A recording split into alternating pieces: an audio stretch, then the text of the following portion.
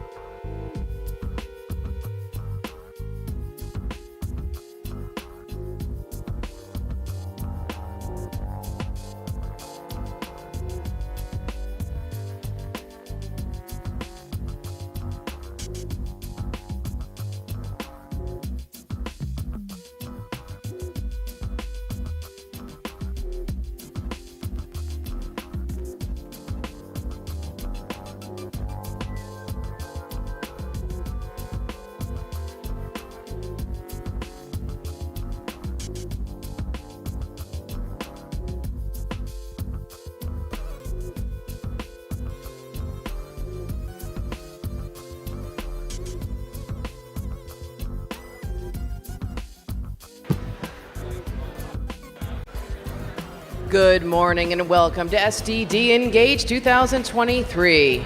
Please take your seats. The program will begin shortly.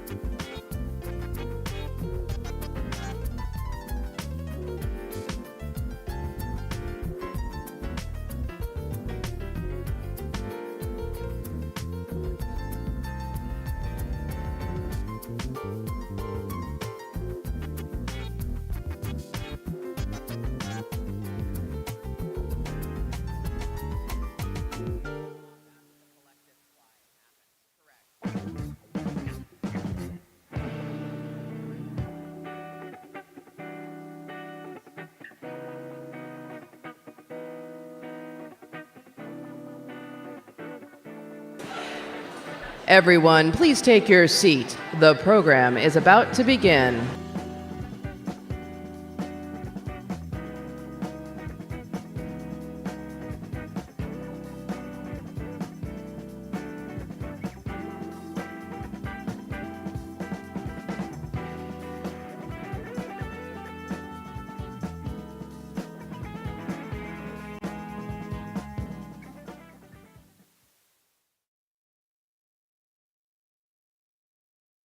On behalf of this year's Engaged Ally and STD Engage 2023 DIS Scholarship Fund sponsor, please welcome Checks Out CEO Joe Paulini.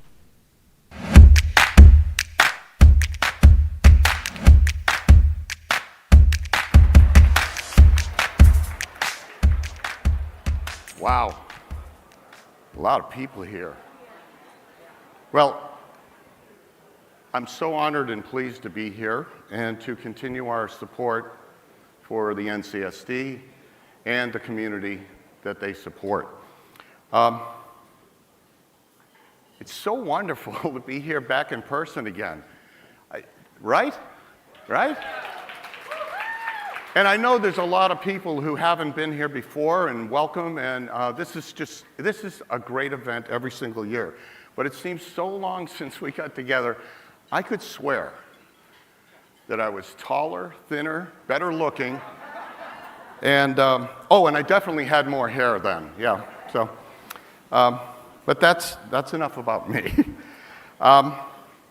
Checks Out's history with public health goes back to 2010, when we went to the CDC STD Prevention Conference. And I remember watching Dr. Fenton, Kevin Fenton, some of you may even remember him. He was giving a presentation on adopting technology into the STD prevention world. And I remember him saying, we are the very definition of insanity. We keep doing the same thing over and over again and expecting results, better results, different results. And he said, if we are going to be successful as an industry, we must embrace technology.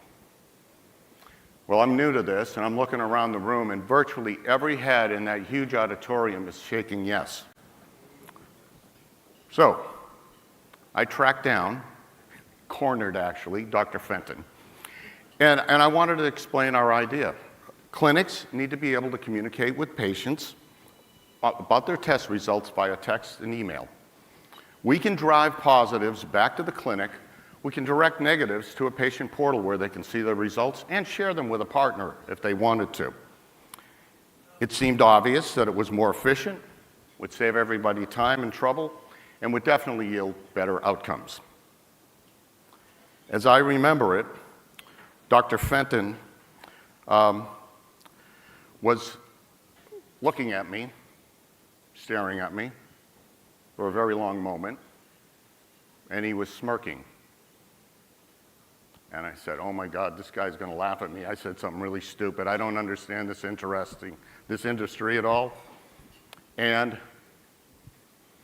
he did laugh. He laughed at me.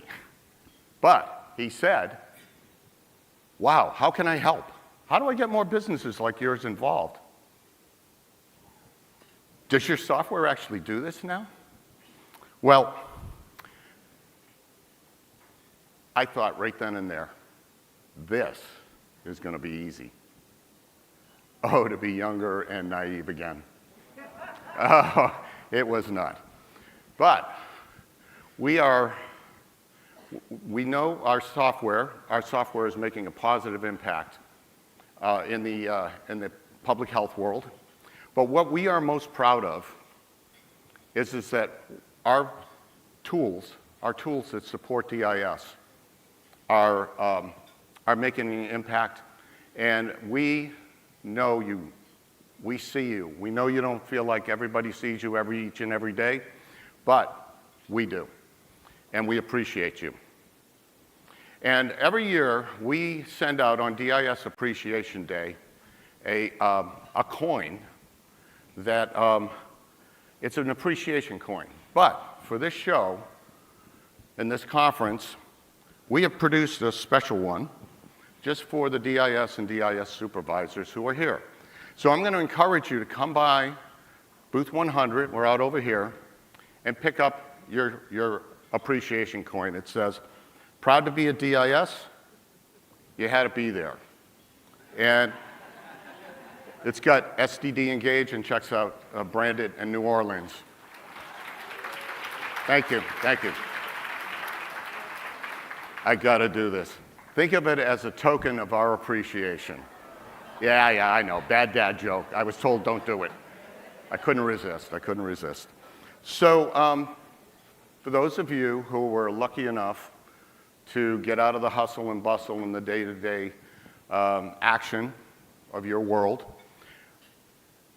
I hope you have a wonderful conference. I hope you go home. It's great, you're here, you're interacting, sharing ideas, and networking with some of the best professionals in your world. So, I hope you go home tired, good tired, and exhilarated. And I would encourage you, please come by, try a little hands-on with our software. I guarantee it'll be worth your time. And we're really nice, and come by and get your coin. And also, please, make sure you visit all the exhibitors here and sponsors who help make this possible. Have a wonderful, wonderful conference, and enjoy. Thank you very much. Please welcome NCSD Senior Manager of Disease Intervention and DIS, Sonia Khan.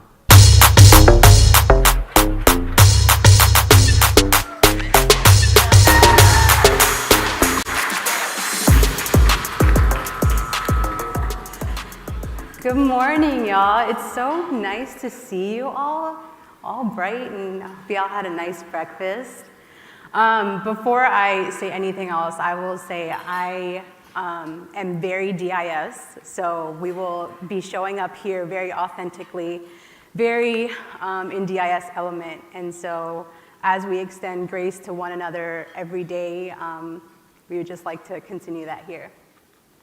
Thank you for joining us. I just have a couple things that I'd like to share before we get started.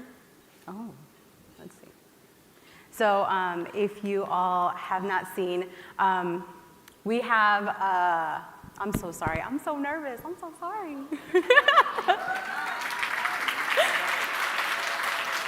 Thank you. So thank you all again for joining us. So we had a DIS mini conference. How many of y'all were able to join us for the DIS mini conference virtually? Maybe some? No? Oh, okay, yes. There were about 1,000 people, 1,000 of y'all that were joined with us. So y'all really liked the playlist, so I shared a playlist here for STD Engage.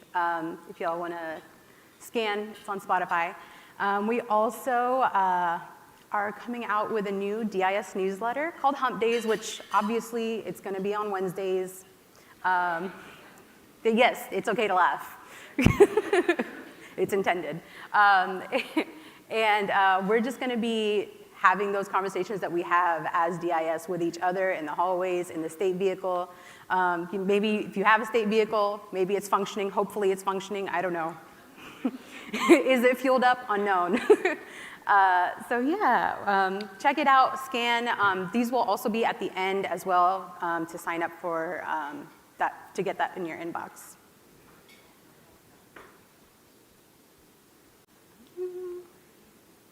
And I just wanted to preface also, so I will introduce in a moment our speakers, but I wanted to share something with you all, and it's difficult and it's very sensitive, but I think it will help kind of frame the conversation that Crystal and Tiara are about to share with you all. So I was a DIS in Orlando, and for preface, this is about the Pulse nightclub shooting, so just for us to be mindful. So I was a DIS during the Pulse nightclub shooting, and I had a patient that was a victim of the shooting themselves.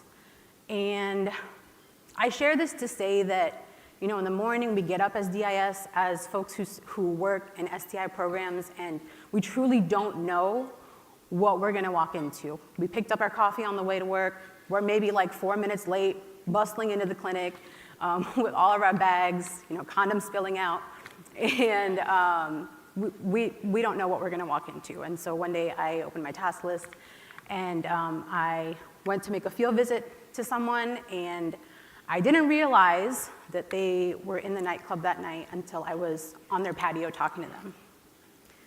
And it was really, really difficult. And I think, we had a small group of DIS during that time, but for the rest of the time that I was a DIS, that was something that I faced every day, and all of us on the team did. The only way that we could really get through that is by supporting one another, by extending grace to each other, and just talking, extending empathy, and we had work to do. We have to still support our communities, and it was hard. And I share that as an example of, just one example of things that we might be facing. And every circumstance, if you are a DIS or if you work in closely with our patients, you'll know that every person that you interact with, what they share with you is so intimate, and it's important that we support one another as people within our programs as DIS. So with that, I would like to introduce to you Crystal Bell and Tiara Johnson, and from Sacramento County Public Health. And yes, also if you have questions during their presentation, please scan here, fill them out while you're speaking, or while they're speaking. Thank you all.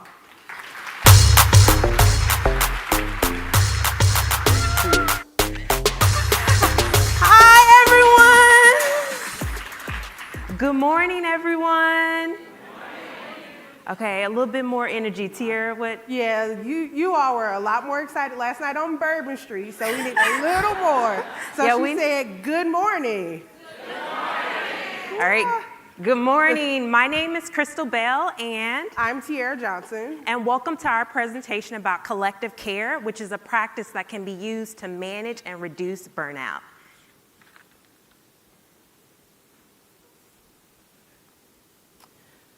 All right, so as we begin this presentation, we would like to express our gratitude and appreciation of the original inhabitants of this area, the Chitimacha and the Choctaw Yakno or Choctaw peoples. We recognize and respect them as traditional stewards of this land. We are also cognizant that we cannot separate the history of our community and this community from the history of slavery in the United States. We acknowledge the legacy of slavery in this area and the blood, sweat, and tears of the enslaved people that soaked the earth beneath our feet. And I would be remiss if I did not acknowledge the recent inhabitants of this area that have been misplaced from their homes and lands while still slowly recovering from the social injustice following environmental health impacts like Katrina. These legacies, both in our land and labor acknowledgements, persist today as we continue to work towards racial justice, equity, liberation, and community. So we want to make sure that everyone is present in the moment today so that folks can take in this information that we're going to be bringing. So we're going to lead you all in a breathing technique. So paying attention to how we breathe can often be overlooked because it's completely automatic. However, becoming aware of and incorporating breathing exercises into our daily routine has many benefits. So it can help us with promoting calmness, increasing focus, and performing our best. So the technique we're going to do today is called the 4-4-8 breathing activity.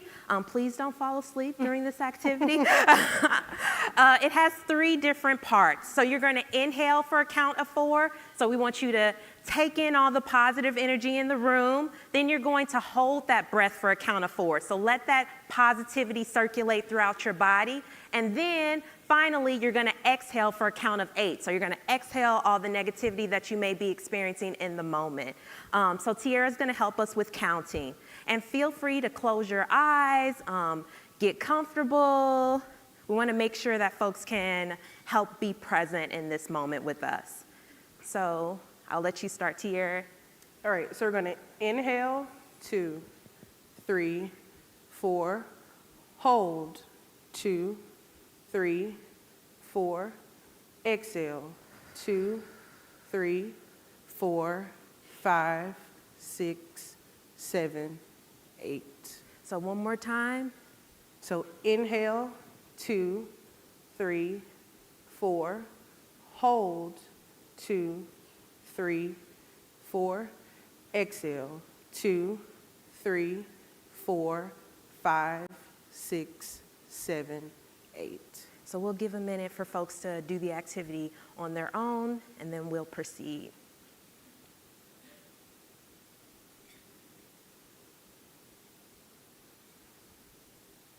Alrighty, so hopefully by participating in this activity, you all feel more centered, present, and ready to take in the information we have today. All right, so Crystal and I work for the Sexual Health Promotion Unit for the Sacramento County Public Health. So we are from the wonderful state of California. Thank you. So our unit is comprised of 4 different programs, and so we do a lot of work to provide comprehensive sexual health services through these 4 programs. So our first program is our Ryan White Care Program, which most of you are familiar with, providing services for folks that are living with HIV.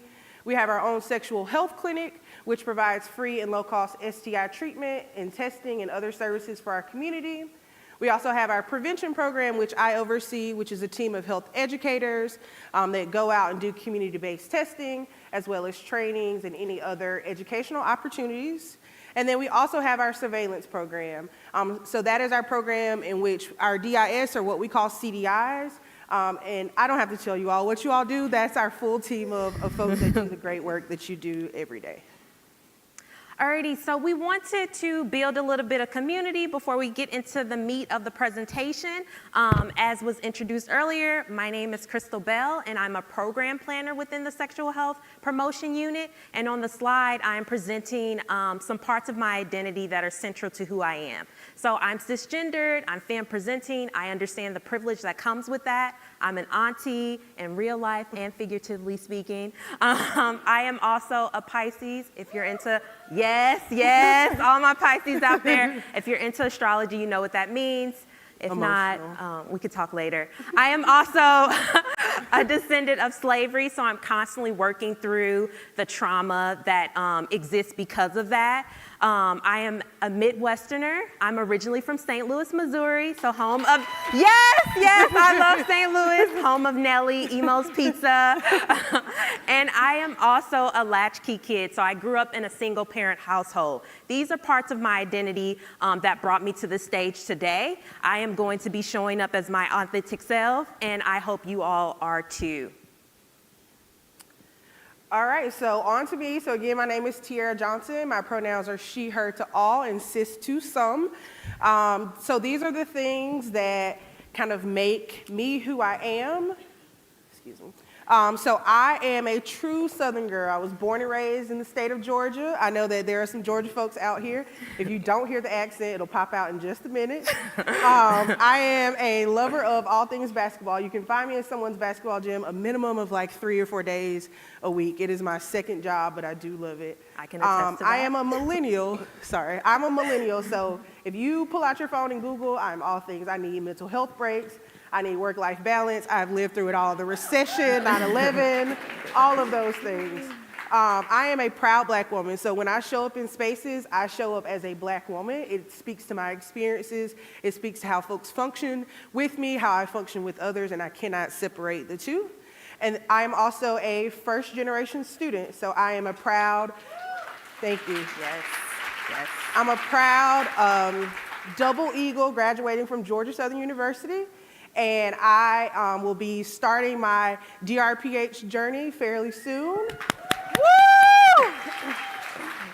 Thank you. At the Johns Hopkins Bloomberg School of Public Health. So, shameless plug for scholarships. It's a whole lot of money in this room. So, run it my way if you want to give it away. Anyway, and I identify as a true social justice warrior. My concentration will be health equity and social justice in my DRPH program, but it just shows up in all the things that I do and the work that I do every day.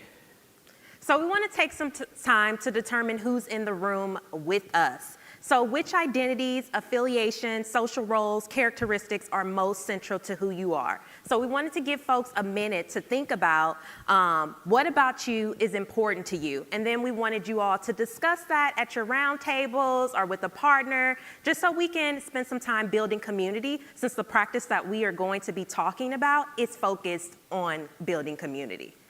So just take a few minutes to introduce yourselves to the folks at your tables and discuss what about you is important to you. So which identities and affiliations are most central to who you are?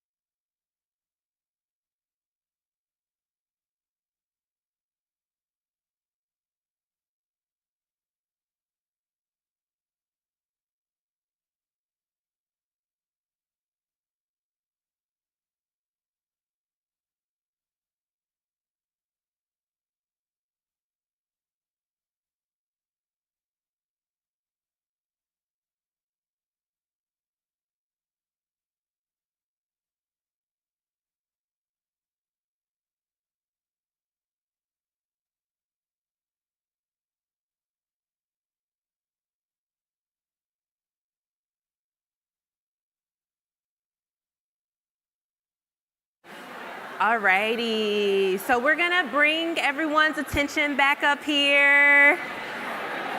I hear a lot of good discussion happening. Thank you.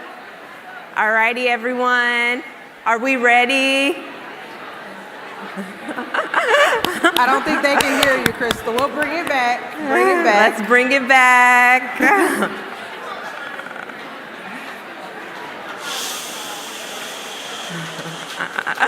Thank you. I was about to start my clap once, if you can hear me, clap twice. But all righty, so we heard that you all were talking amongst your tables, and thank you for sharing. We now want you to take one part of your identity and think about it in your head, and then on the count of 3, I want you to say it out loud. So choose one of those identities that is important to you. And then on the count of 3, I want everyone to say it out loud. So 1, 2, 3. Pisces. It worked, I guess. It worked. It worked. Well, welcome. We want to welcome all of you and all parts of you. So we want you to bring your full self to this conversation about burnout and collective care. We encourage you and your perspectives to listen, participate, and engage with what we will be sharing today. All right, so just so you all know what we will be talking about today, so our objective, so by the end of this presentation, you all will learn about collective care and its importance in the workplace as a strategy for reducing burnout. You will be able to describe activities or tools used to create a culture of collective care, and then identify at least one specific actionable item that you can take back to your organization in order to help build a culture of collective care. So just a really quick agenda. You can tell we are true nerds because we have to have structure and we need agendas this morning. But just a real quick rundown. So we're going to talk about burnout, what it is, why it happens. We're going to let you all know what collective care is, and some barriers and some best practices. We will then give you some insight into what we do at the Sexual Health Promotion Unit to tailor this approach for us. We'll do a quick case study, we'll do a hopes and fears activity, we'll share some resources, and then we'll close. So first we're going to start talking about burnout. So burnout is a syndrome conceptualized as resulting from chronic workplace stress that has been unsuccessfully managed. So when someone is burnt out, they feel like they are completely exhausted, they feel very cynical about their job or negative about their job all the time, and then there is reduced professional efficacy. So someone doesn't feel as confident in the work that they do. Based on what I just read about burnout and what you all may already know about burnout, I want you to raise your hand if any of these apply. So raise your hand if you have experienced burnout in the past. Raise your hand if one of your coworkers has experienced burnout in the past. And raise your hand if you continue at the pace that you're working at, you will face burnout. So I want everyone to look around the room. Look at all those hands up. You are not alone. Burnout is a widespread problem. And we cannot ignore the impact that burnout is having on employees, clients, and organizations. Gallup has discovered that over 76% of workers experience burnout at least sometime. So that's a big number. That's 3 out of 4. So basically, it's not if someone is going to experience burnout, it's when they're going to experience burnout, because it's basically inevitable at this point. So Gallup also recognized some top causes of burnout. The top causes included unfair treatment at work. So this includes discrimination, mistreatment, favoritism, and other kinds of workplace issues. They also discovered unmanageable workload. So this is when employees feel they have too much to do. So how many folks in the room feel like that? That's me. Lack of role clarity. Oh, thank you, amen. So this is also when employees aren't provided with the information that they need, so they don't know the expectations surrounding their job.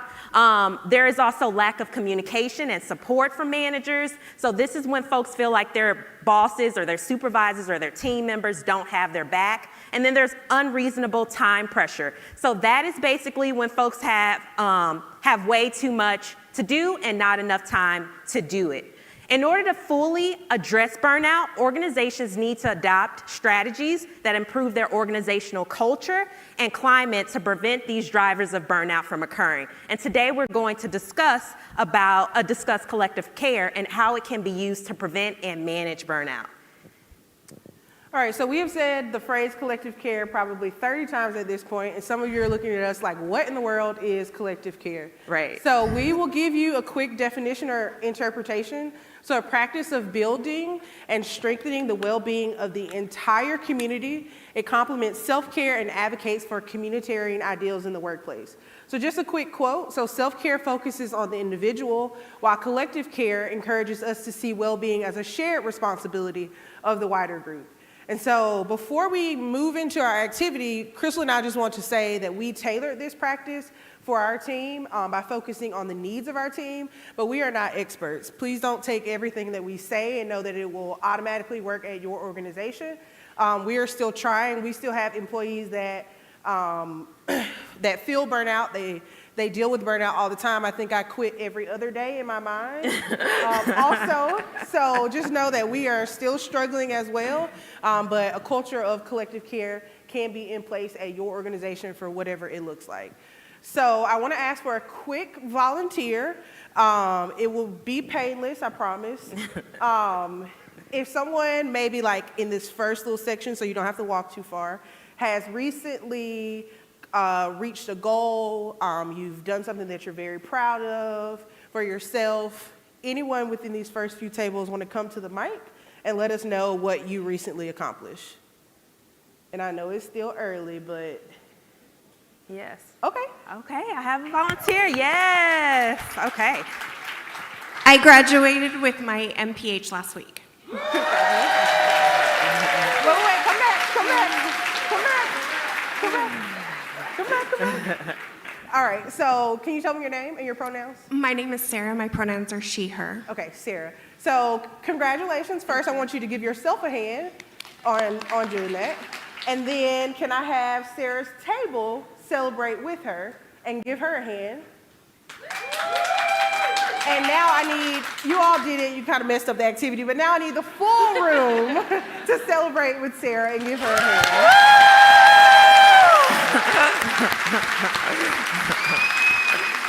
All right, so Sarah, how did it make you feel to celebrate yourself, to then go to your table, to a larger group? How did that make you feel? The largest group felt the best. It felt the best. Okay. So, thank you.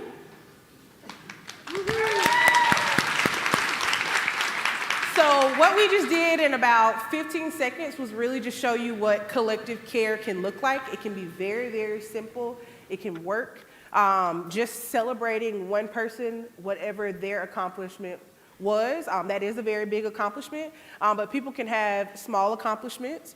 But basically what collective care really is it has a lot of elements. So a lot of joy, a lot of empathy, connection, grace, support, and personalization. So you make it work for that one person or you make it work for your organization, and all of these elements can come into play. Alrighty, so some of you may be asking, where do I start? So how can my team implement this practice of collective care? How can my organization facilitate the practice of collective care throughout the organization? So we would tell you all to start where you are. So take an assessment about how folks are feeling about the work that they're doing. We would also say use what you have. So use the tools and resources readily available within your organization to help facilitate collective care. And finally, we would say do what you can. So we don't want folks stressing about de-stressing. There is so much that can be done with this practice. There are limitations to collective care, just like there are limitations to any practice that is used to prevent burnout. We have to also think about structural and policy changes. Folks are still underpaid. Folks are still have these huge, enormous workloads, and those changes have to happen in collaboration with collective care. Also, there is self-care. These are other things to think about. This practice should not be existing in a vacuum. So as far as starting where you are, it's very important for organizations to determine how staff are feeling about their work. This can be done informally, so folks can check in with their team members, they can check in with their staff, their leaders, and see how folks are feeling. Are they burnt out? What are those causes of burnout that are happening with those organizations? Folks can also evaluate how folks are feeling formally too. So folks could use the Maslow burnout inventory, which is the leading measure of burnout, and it's validated by extensive research conducted more than 35 years. Organizations could also use other markers to determine the level of burnout occurring at an organization. Recently, our county released a division-wide survey, which was distributed via an online survey platform known as Qualtrics. I don't know if you all out there are familiar with it. And this survey measured staff engagement across various dimensions. The individual results were then compiled and then compared to benchmarks set by the Workforce Sciences Associates. Employee engagement is an important driver of success, and burnout is a threat to staff engagement. And here are, on the slide, here are a segment of results from our unit, and I wanted to show how information like this can be used to gain insight about employee work experience, and this can also guide the work that needs to be done. So when you all ask, where do you start where you are, and you have to use the perspectives of your staff to draw a picture of where you are. And as far as what tools you can use, so as I mentioned earlier, it's best to use the tools that are readily available within your organization. So these are some tools that we use to help build collective care into our organization. So we use communication. We use communication to build a positive culture by boosting morale, engagement, productivity, satisfaction, and relationships. We also use DEI activities, and we use these activities to create safe spaces so folks can learn about the employees' backgrounds and confront bias and inequities. We also use outreach and engagement activities to help promote community and connection through humor, efficacy, teamwork, empathy, and cohesion. And we're going to talk more about these tools right now. So as far as communication, there are two different types of communication. You have synchronous communication, which is the exchange of information between two or more people in real time. So this includes meetings, phone calls, things of that such. And then we also have asynchronous communication, and that's the opposite of synchronous communication. So there's a little bit of a lag or a delay when someone sends a message and when the other person is able to interpret that message. Both of those forms of communication are used to foster collective care within our organization, and we do that a lot through meetings. So we have a lot of meetings throughout our organization. Yes. A lot of them. And a big part of that is because a big part of collective care is the team taking care of the team. So we use meetings to help ensure that people are seen, heard, and supported. So through these meetings, we can build social support, community, well-being and security, and then also foster collaboration. And I wanted to just show a sample agenda of one of our meetings. Sorry, I looked back. So we start the meeting by checking in with folks. We also do team building activities, icebreakers. Then we'll have folks share any updates. So let's say that folks are dealing with some difficult client cases. So we share those within the team. We talk about ways to help navigate those situations so folks feel supported. We also do check-ins. We discuss like important dates that are coming up. We also have an open forum portion of our meetings where folks can talk about other events that are happening probably outside of life, like if folks want to share accomplishments, if folks want to talk about things that are happening in the news that impact their mental health and then also impact the work that we're doing. So this is a sample agenda, and as we said before, we use meetings in a manner to cultivate supportive communication and facilitate an environment of collective care.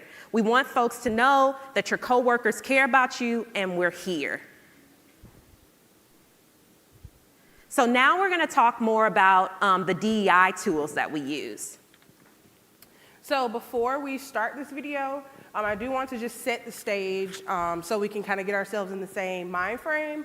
So my team watched this video for the first time in 2020. And so I know that that year, it was a very tough year for all of us in this space. We were literally fighting for our lives in many different ways. And so, of course, 2020 was the beginning of the pandemic, so a lot of death, a lot of uncertainty, but also being pulled 10,000 different directions in your job. I know that you all felt that as well as us, being essential workers in this field. All of that happening while also the Black Lives Matter movement becoming an international phenomenon.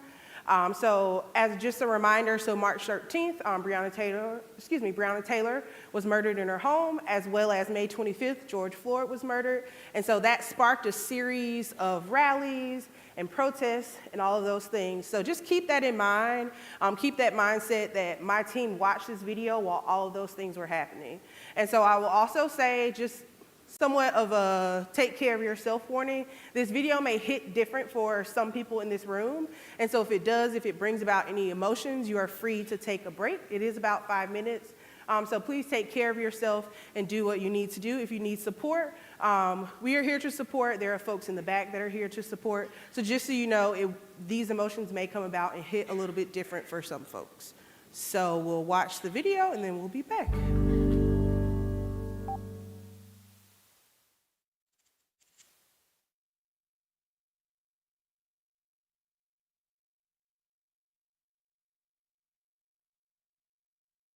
My father's conversation with me was daily. My grandfather talked to me as a black man from Augusta, Georgia, growing up in the Deep South. It was probably Rob, my older brother, had this conversation.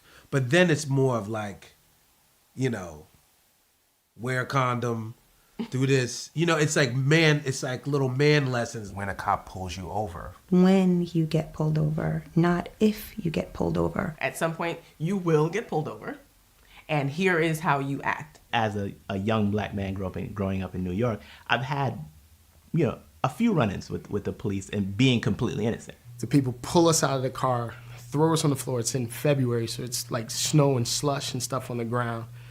Put their knees in our back, put the guns to our head. As I'm putting my hands on the steering wheel so I don't make the police nervous, I realized how nervous I was. And then I realized my children were nervous. The thing that people say is you have to talk to him before he experiences racism himself. But when is that? He is going to turn into a large, scary black man. And that's not who he is, but that's how he will be perceived. I know what this kid's going to look. He's going to look like him. I know what he's going to look like. I'm a large, scary black man. You are a large, scary black man. Okay? That's a problem in and of itself. And that's a problem. I am not large nor scary. But I can't do anything with that. I'm short. Anyway, go ahead. It's frightening, and I'm being very light when I use the word frightening. If something goes wrong, your first line of defense, your parents not being there, is to go to the police. If you're Caucasian. So, but I mean, yes, still, that's what you teach your children. Unfortunately, it can't work for black children, right? It doesn't mean that every police officer is inherently a bad person. But what it does mean is that the police force, that institution, does not look out for your best interests. There's this unspoken code of racism and white supremacy that says that my life does not matter. You can put your hands up and say and cooperate and say that I'm choking and still be killed, and then there's no repercussions. It's maddening. I get so frustrated and angry about having to prepare my kids for something that they're not responsible for. And these are conversations that people of other races do not have to have with their children. The conversation with him was really just, look, you're a beautiful young boy. Being an African American is a wonderful thing. It's a wonderful blessing. You have come from great people, but it's also a hard thing. In America, because of your skin color, as a black boy and as a black man, we are going to be dealing with a lot of danger. Under no circumstance are you to talk to the police if you're arrested until I get there. Do what they say. Don't get into any arguments. Make sure your hands are out of your pockets so they can see. These are the questions you can ask. This is who to call.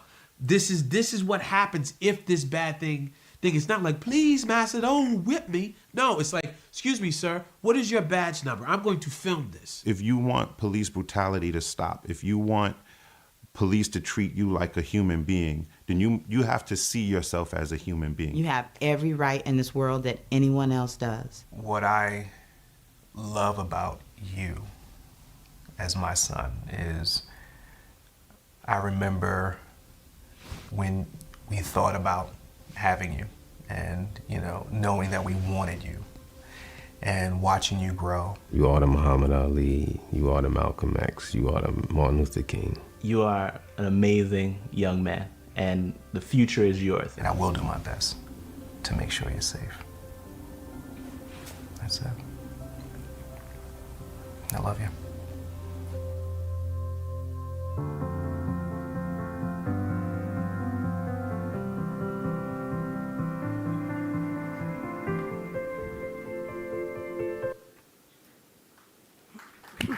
Yeah, that's a great video. Yeah. All right, so we'll give it just a moment. We don't want to watch a video that is that heavy and just jumping right into the next thing. But if anyone in the audience would like to come forward and maybe share how that video maybe hit for you, or how you may have responded to this video while working during COVID or working during the many different pandemics and outbreaks that we have had as public health workers. Does anyone care to come forward and share?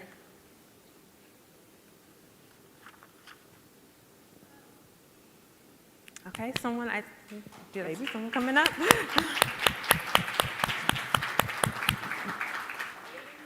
That's okay. It's okay, we Take got your time. Yeah. So watching this, and what we have where I'm from, my name is Carla Teague. I'm a DIS at the Columbia Boone County Health Department, and I thank God for the place that I work, because they have a place where we can have an outlet, which we have a racial trauma, where we can come in and other people of color can come in and talk about how we feel.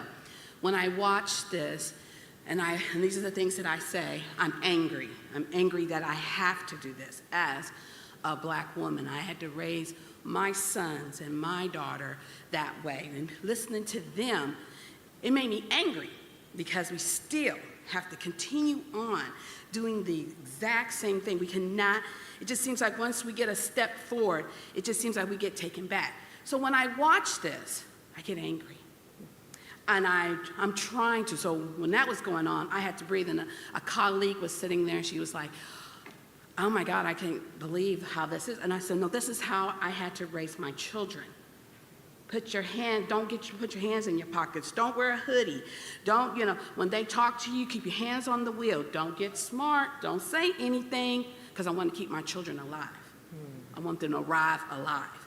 So when I see this, I am angered, because it just seems like it's constant. So during that pandemic time, I had anxiety. My son lived in California, so I'm always calling him. He had incidents. And he called to me during those incidents. I said, please, don't razz. I know you like to, you like your mother. You got to make a stand. Stand down. But it's unfair. Why does he have to do that? Why does he? Because I just don't know, and I want my son to live. I don't want my son to die before me. So with that being said, when I see this, it does make me upset, and I just want people to understand, to know this is real, this is what we go through, and it's exhausting. And that's it. So. Thank you. Thank you for sharing.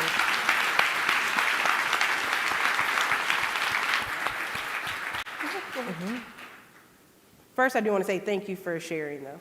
But next person. Hi there, my name is Gregory Faupel, and I'm from Illinois, but I was born and raised in Ferguson, Missouri.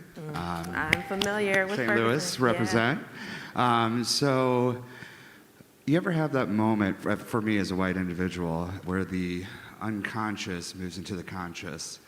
So whenever I was 17, I was pulled over by a cop after we moved from Ferguson during white flight in the 1990s. Happens everywhere, but that was my story. Didn't really have a choice. I was 13 years old. I got pulled over by a cop, and what's the first thing that I did is I actually jumped out of the car, and I had a gun raised at me, but that cop said, hey, just stop. And I was like, okay, got back in my car and sat down. But after looking at this video, I had to understand that I never had these types of conversations. I didn't have to. And the thing is, why as a white male, am I not having these conversations, And it shows that there is a racial, issue going on still today. And it's just nice to, well, not nice, but it's nice to be informed with this video, and I really do appreciate it, because it makes me check my own privileges that I have. So thank you. Thank you.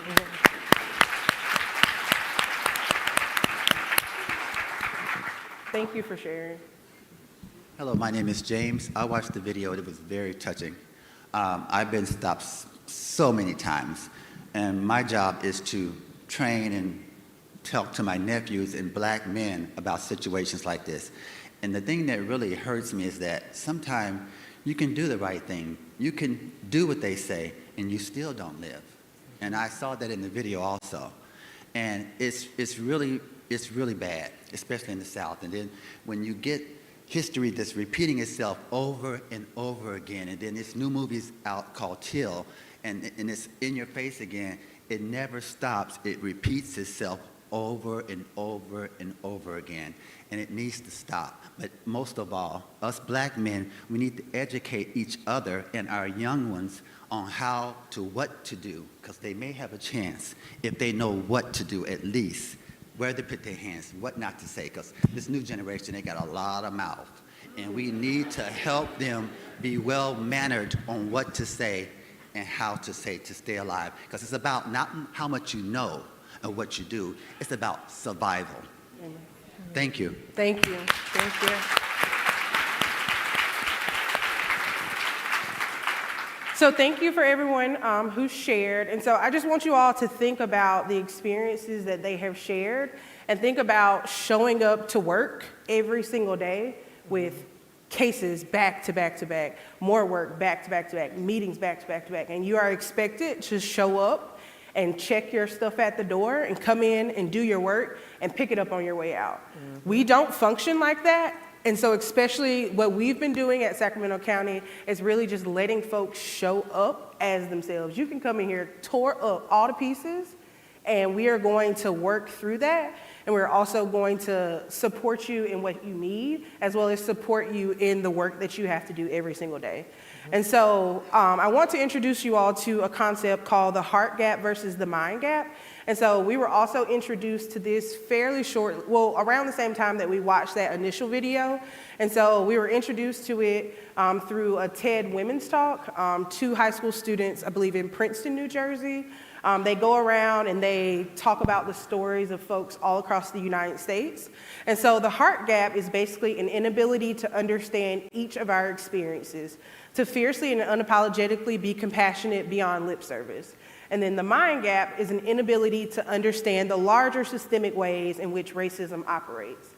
And so we are humans, we are people, but you are also working day in and day out with folks. And so these folks have a story and they have things going on, and you calling their phone talking about syphilis is not their first priority. They have things that are going on, but on the other side of that, we also have to focus on also getting that information. So we need to really show and tell the story. We know that STD cases and HIV cases are just exploding around the world. And so we need to be able to kind of co-create and pair those stories together. And so as far as the heart gap, so just throwing out the statistics, just the facts alone, disconnected from real humans, can lead to dangerously incomplete understanding of those facts. So people don't recognize the human beings being affected. But on the other end, we cannot forget about the mind gap. We cannot ignore the stats either. We can't grasp these stories in videos and conversations and what people have just shared without the statistics. And so as someone who is actively helping to raise Black nephews and who may someday raise a Black son, if I come to work, I know that I can come to my job and feel supported. So when things were going on in 2020, I could show up, but I know that my funders are expecting something of me. I will do that as it comes, but I'm a real human being with real emotions and real things happening in life.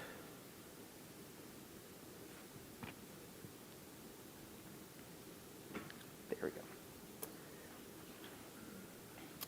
All right, so another tool that we use to sustain collective care in our workplace is outreach and engagement activities. And so just a quick quote. So when an employee recognizes life events and work milestones, employees are 3 times as likely to strongly agree that their organization cares about their well-being. And so what that looks like for us at our organization is we just celebrate the folks that work with us. So we have baby showers, we do community testing events. You can see us for the last National HIV Testing Day with Walgreens. We have holiday parties that are at work on work time. We do not require people to come to work after. We use that space during work time so we don't take away from their families. We don't take away from all the other things that they have to do. We have Thank you. Yes. So we have a questionnaire. It's just really silly questions about like your favorite food or your favorite movie that everyone in the office has filled out and anyone who's new. And then we have a full like wall in our supply closet for folks to go in and just learn about and just know about folks. And then also Strengths Finder, and so we have given people an opportunity to kind of tap into their strengths, and so we paid for codes for our staff in order to do the Strengths Finder, just to find out and be able to build on that, but also know areas that they need to grow. Alrighty, so we've been talking about collective care and how this approach or what this approach looks like at our organization. We now want to take some time and look at a real life case study and how collective care could be applied to this situation. So we want to introduce you all to Charla. Charla is a 5-year DIS staff member. Charla always feels tired, disengaged, unmotivated. Charla manages about 100 cases per week. That is a real number. Charla doesn't have any vacation time left. And she can't pay her bills if she takes any more time off. Charlotte's uncomfortable with the situation that they're going through, and they are afraid to share this situation with their staff members and their family members. Charlotte feels completely trapped and wonders why she went into sexual health in the first place. So I don't know if this situation sounds familiar to any of you in this room, but it does sound familiar to me. This situation does resonate with us because we have staff members who were going through this. I've worked HIV surveillance at a time, so I understand this situation. We now want to ask you all, how can a collective care approach be applied to the previous situation? So we want you all to spend some time talking with your table members and discuss how you think a collective care approach could be applied to this situation. So what could Charla's team do to help take care of Charla? So we'll give you all about, let's say, 5 minutes. I don't think they want that 5.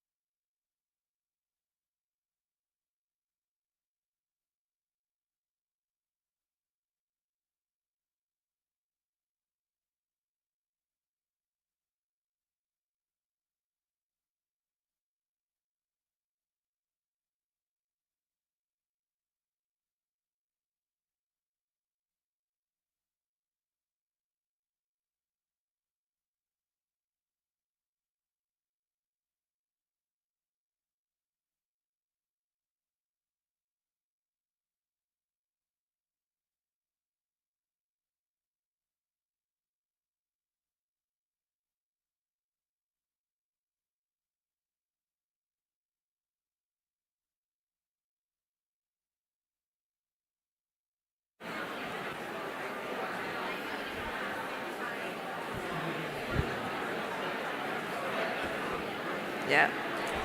All righty, everyone. So we're going to proceed with the presentation. We're almost coming to an end.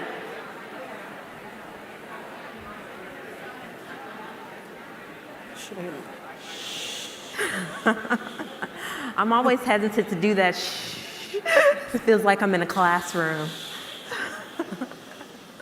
There we go. There we go. Wish we had some Mardi Gras music to kind of. So we want to hear from you all. We want to hear what folks discussed at their tables. Who would like to come up and share some ideas that they had for applying collective care to this situation? All righty. Thank you.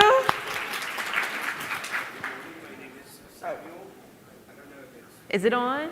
The mic? Mic check one. Okay, I guess I'll speak louder. It's on? Okay, now we're good? Oh, Okay, there it is. All right, so my name is Samuels. My pronoun is he, his. And one of the things that I've noticed through the pandemic in Columbus, Ohio, where I work as a DIS in the public health department, was that we, as a group, not only would celebrate our birth dates, and celebrate those little milestones, we would also get together when there was something that was hard for somebody, like did you lose somebody, or in the city there was a situation of violence. We got together, there was a place where we can sit down and talk about it. Plus with the employee benefits program, we created a yoga class throughout the week. Now that it's nice and sunny, we walk around our building. We have a beautiful historic building.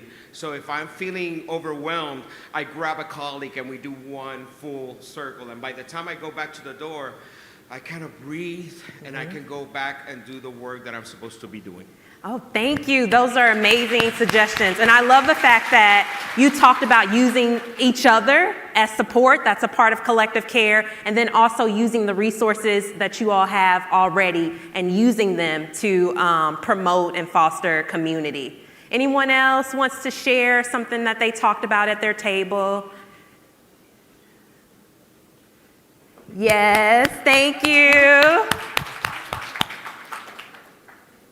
Hi there, Garrison, he, him. And as a manager of DIS, I think in this situation, the manager needs to step up and check in with that employee. Yeah. I know that, you know, you have 100 cases, you probably feel chronically behind and that you're not enough, but what you are doing is enough, what you're able to do is enough, and thank you for coming to work.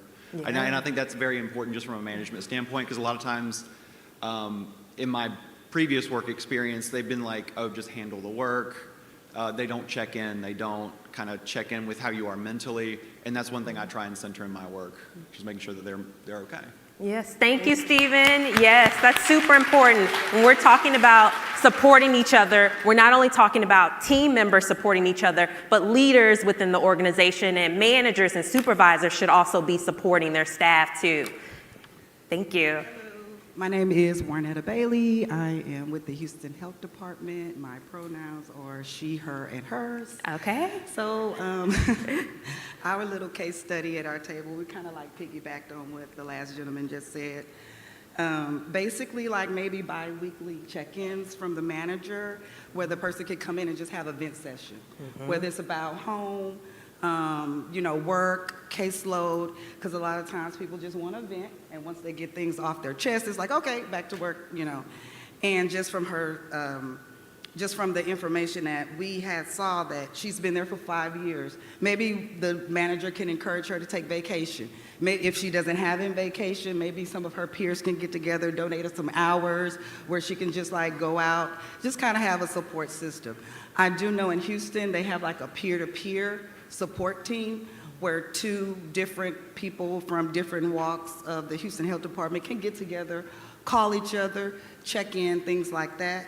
And another thing that we discussed was maybe implementing more of something of the EAP, making sure that they can get in contact with wellness and stuff like that.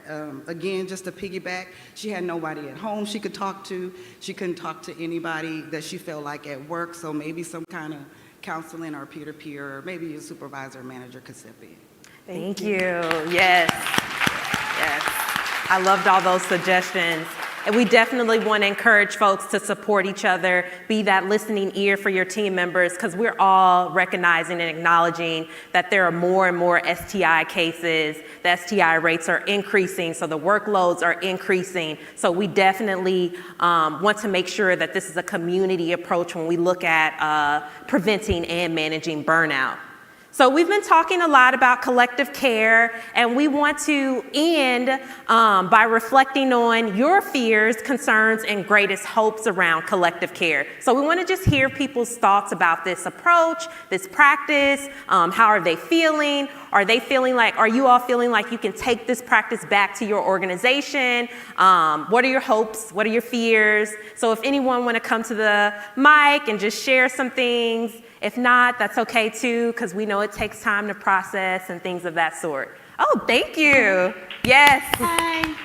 I'm Audrey. I work at the New York City Department of Health. And one takeaway that I've been thinking about and something I hope people can put into practice is just like getting rid of the grind culture. I firmly believe in working less and getting paid more. Like, we are humans. And it's not lazy to say that. We work too hard. DIS work the hardest and they get paid the least. Yep. And I say that as someone who is not a DIS.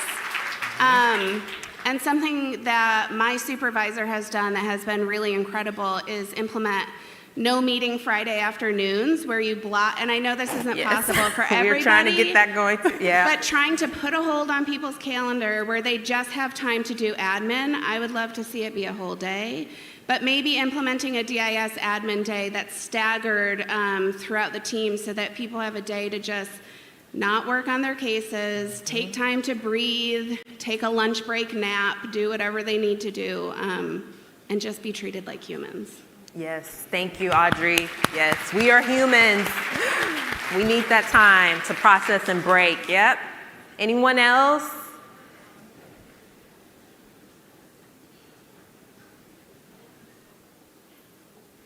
And in between time, if someone wants to come up, I know that some of you may not come up and share, but you may be thinking of all the barriers or all the fears that you have going into this situation. And so you may think, oh, my organization's not gonna do that. We don't have any time, we don't have any money. All of the things that could possibly go wrong. Excuse me. And so we just want you to know, like I mentioned earlier, all of these things may not necessarily work specifically for your organization. And so you can think of, like I said, a million things that could go wrong, but the one thing that can go right is you all creating a culture of collective care at your organizations. And so it may look very different than what we are presenting, but know that it can be done, and it's possible because we do it every day. We try to. We try. Any last shares of hopes or fears or?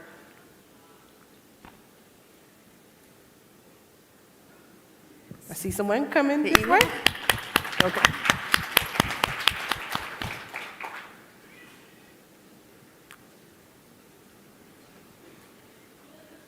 Hi, my name is Kim. I'm from the City of Chicago, Department of Public Health.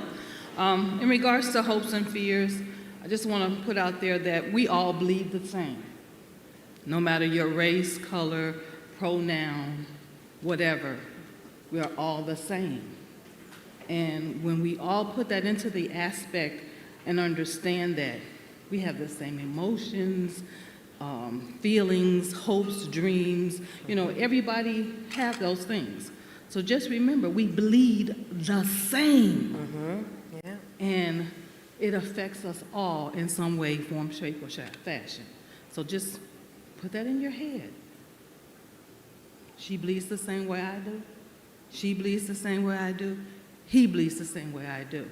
We put our pants on, our dresses on, we get dressed the same way every morning, but we all bleed the same. So we have to support each other in that fashion. Yes, thank you for emphasizing that. Yeah. We should definitely be in solidarity with one another when we're thinking about how to prevent and manage burnout, because as the person just pointed out, we're the same. We're all wanting the same thing. So as we close this presentation, we want to point out some resources that may be of use to folks when trying to learn more about collective care. First and foremost, there is the team. The team will really know the best way to take care of the team. So please reach out to your folks and find out what they need to feel supported. We're constantly trying to find more ways to support the folks we work with. Second, we wanted to point out the use of like scholarly articles, SAMHSA, HRSA, Gallup. There are also a ton of peer-reviewed articles on collective care. Sometimes it's called communicare. So if folks want to get more information about how to implement this practice at their organization, they can definitely go to those resources. We wanted to also talk about the importance of setting action plans or creating an action plan so that we can identify the different resources that are within our organizations, and also be able to make smart goals around taking small steps to preventing burnout. And then last but not least, we want to talk about the different organization and projects that are out there that are working to prevent and manage burnout. So the Teaching Well, the PIPOC Executive, there's also the Burnout Aid Project. These are all great resources to look to when folks are trying to learn more about collective care, community care. It's also called community-based care, things of that sort. And then finally, we wanted you all to focus on the fact about doing what you can. So we all hope that you walk away from this presentation realizing that our tools may not necessarily work for you all, but we can always do something, even if it's small, to help the folks we work with and the communities we serve feel more supported, seen, and heard. We can't do this work alone. We can't end STI epidemics alone. So we must challenge ourselves to solve. Challenges within our community with community-oriented solutions like collective care. So thank you all for attending our presentation today. This is our contact information if you would like to connect with the two of us. And so we are sharing our work emails, our work phone numbers, and then those QR codes do lead to our personal LinkedIn pages. So please blow us up. We want to be famous one day. Okay. So, okay, maybe not. But also just our contact information for the Sexual Health Promotion Unit. So you can reach out to us at our email, our phone number, or also our website. And our nerd showing up again as we share you our references. So we will welcome Sonia back on the stage with us. Y'all were great. Oh, I had to come into the light so y'all could hear me. Y'all were great. Can we celebrate them for a moment? Thank you.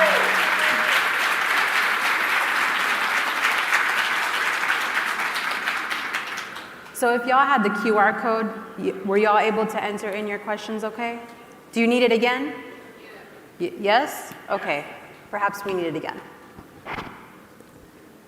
But I can share the first one if y'all want to start. So someone asked, what are some coping techniques outside of us engaging with adult beverages in New Orleans? How do you approach other coworkers with compassion and empathy if you're concerned? Okay, so first, maybe exit New Orleans. There's so many different options when it comes to like supporting coworkers. I think the most important thing is making sure you give folks what they need or what they want. So definitely thinking about that personalization piece. That is probably the best piece of advice that I have related to that question, Tiara. Yeah, so just really thinking, like Crystal said, really thinking about what that person needs. So a lot of time, specifically with my staff, I take some time to like really get to know them and the things that they do and the things that they like to do. And so I can tell them, go get a massage if they are into that type of thing. Or go and, a lot of my staff also currently go to therapy. And so we all have different therapists and we may talk about things that we speak to our therapists about. And so if therapy doesn't have to look like, a lot of people are afraid because they think it's just sitting on the couch, just pouring your thoughts out to this one person who you think may judge you. But whatever therapy may look like to you, so like someone said, take a walk. Actually go speak with someone. trying to think of some other things we kind of tell people. So just showing up for yourself, but then also just showing up for however that person needs you. And being intentional, yeah. Thank you all. I think our mentee, is it still open? Is the mentee still open? Let me try it again. Did it go away? It might have gone away. I think it went away. Technology. Let me try it again. All right. Are you all still able to scan and get it? It went to word cloud. Oh no, I pushed something, see? I'm so sorry. Do you want to have folks come up then? Yeah. Okay. So folks, feel free to come up to the mic if you want to ask your question while we try to work out our Mentimeter. Yeah. Oh no, it did go away. All right. Yeah. Okay. No one has any questions? So this was, y'all had a lot of questions about this at the DIS mini conference. So if you had any from then, that's also cool.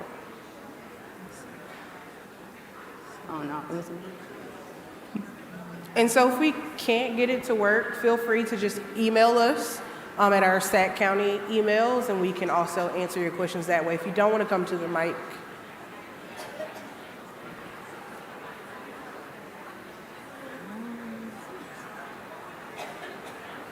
Oh, oops, wrong one.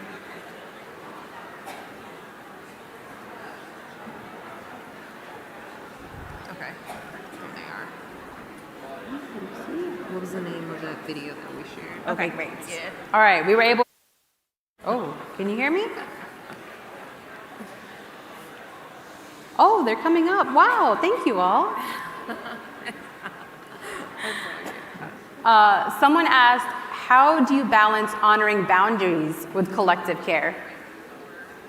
Sorry, I can barely hear you over here. Oh. Can you hear me? Repeat the question. Oh, yes. How do you balance honoring boundaries with collective care? Boundaries? Honoring boundaries, yes. Values. I'm sorry, I can't really hear you. So a part of that, it also goes back to personalization. There are folks on our staff that do not like to be involved in anything. I also don't like being the center of attention when it comes to anything at all. I'll probably never walk down the aisle to get married because I will faint from the thought of walking down the aisle. But just saying, like, there are people on our staff that would rather have those moments with you in your closed office than they would out loud in our community space. And so you just really have to take the time to get to know who you're working with and know your management team if you aren't a part of management, and see what that looks like. And so we don't force people to do anything, any of our challenges, any of our book clubs, anything that we do, we say that it is voluntary. You are not forced to be here. And so folks can show up when they want to and when they're ready to. So just really having that conversation and then allowing different spaces for folks to show up. And I also think this question speaks to the involvement of leadership and managers. I really think Tiara and I are both managers within the unit, and it's super important for us as leaders within our unit to set precedents, right? So we don't take emails on the weekends and our staff. Because we don't, the staff also follow suit in a sense. And I also think it's important for folks to talk openly about what their boundaries are. So please don't email me during my vacation. You will not get a response.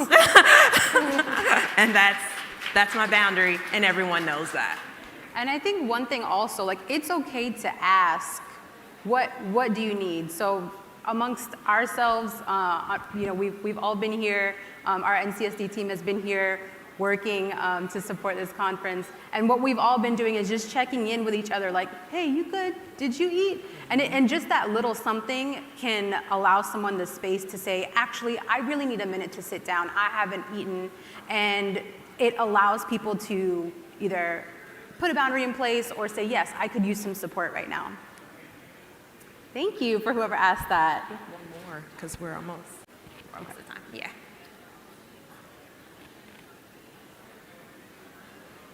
And I'm just going through some of these. Okay, it's okay. Someone asked, what can we do to help individuals outside of the workplace? Can you repeat the question? Someone asked, what can we do to help individuals outside of the workplace? Outside of the workplace. Other than not bothering them when 5 o'clock hits? I mean, but really, like recognizing, like I said, when we do our holiday parties and our parties, like recognizing that folks have time and spaces and families outside of the work that we require of them. And so really recognizing that once they leave that space, they need that work-life balance. But then also showing them that how these things can translate over into their personal lives. And so you can do some of these same things with your family. And so I know that once we step outside of work, you have football games, you have this, you have that, you have many places to drop your kids off, you have a lot of things going on, but you can still take some of these things and translate them over to your personal life. Also just giving them resources, so that's kind of where self-care kind of comes in, and so you let them know, like, these are the things that you have available for you, like someone mentioned EAP or Employee Assistance Program, so knowing that you have things outside of work, that you can focus on your self-care, so when you come to work, you are your best self. And just honoring people's boundaries around work-life balance too. So like if folks are at 5 o'clock, the workday is done, don't expect someone to work until 5:30. Like that's, yeah. And then also advocating for policy changes too, because people are chronically underpaid and we can't ignore that, so. Thank you all so much. Yes, so thank you, Crystal and Tierra, again. If you have other questions, feel free to scan and send them, and they can answer them as well in email. But thank you all so much. Thank you. Thank you for having us, and thank you everyone for participating.